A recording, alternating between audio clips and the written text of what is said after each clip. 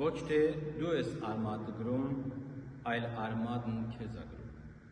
Սիրելի քույրեր եւ եղբայրներ, Պողոս առաքյալի Հռոմեացիներին ուղղված իր նամակը 11-րդ գլուխում մեզ փոխանցում է խորը եւ կարևոր պատկը։ Նա խոսում է ազնիվ ձիթենու մասին։ Բնական ջուրերից մի քանիսը կտրվել են, իսկ վայրի ձիթենու ջուրերը պատվաստվել են դրանց փոխարեն։ Այս պատկերով առաքյալը ցույց է տալիս Աստծո անսահման շնորհը։ Ոչ ոք իր արժեքներով չի դառնում Աստծո ժողովրդի անդամ։ Մենք բոլորս ապրում ենք միայն նրա ողորմությամբ։ Միևնույն ժամանակ Պողոս զգուշացնում է մեզ. մի բարձեստի ջուրերի նկատմամբ, ոչ թե դու ես արմատը գրում, այլ արմատը քեզ է։ Որքան արդիական են այս խոսքերը նաև այսօր։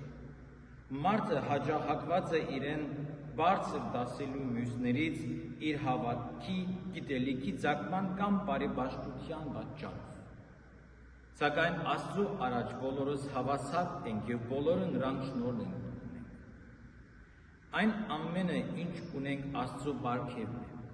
Սուրբ Գրիգոր Նարեկացին իր մատյան ողբերգության մեջ գրում է. ես իմ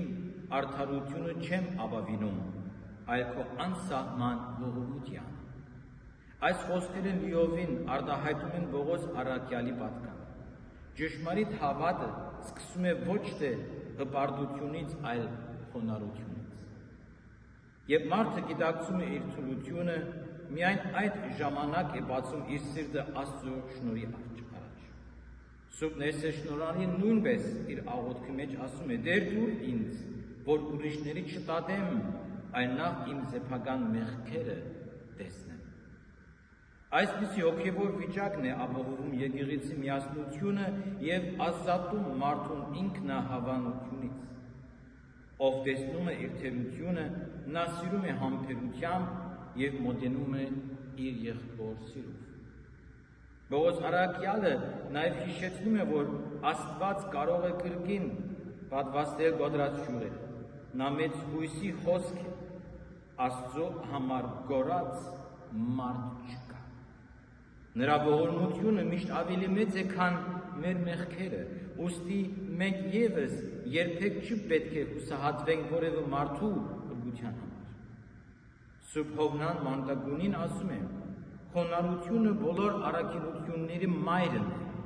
որտեղ խոնարհություն կա, այնտեղ բնակվում է նաև Քրիստոսը։ Խոնարհությունը չի նշանակում նվաստացնել ինքներս մեզ, այն նշանակում է հասկանալ, որ ամեն բարիք Աստծուց է գալիս։ Այդ գիտակցությունը մարդուն դարձնում է շնորհակալ, համբերատար եւ ողորմած։ Այսօրվա ավետարանի պատգամը մեզ հրավիրում է քննելու մեր սրտերը։ Արդյոք մենք ապրում ենք Քրիստոսի արմատից, արդյոք ապավինում ենք Աստծո շնորհին, թե մեր սեփական ուժերին, արդյոք մյուսներին նայում ենք սիրով եւ ոչ թե մեծավորությամբ։ Աղոթենք, որ Տերը մեզ պահի, որպեսզի կենդանի ջուրերը իր սուրբ ձիթենու վրա, որպեսզի սնվենք նրա խոսքով, զորանանք սուրբ խորհուրդներով եւ առատ գդուղ բերենք Աստծո փառքի համար։ Թող հայ առաքելական սուրբ եկեղեցու սուրբերի բարեխոսությամբ մենք աճենք խոնարհության, սիրո եւ հավատքի մեջ, որպեսզի մեր կյանքը դառնա կենդանի վկայություն Քրիստոսի ավետարանի մասին։ Ամեն։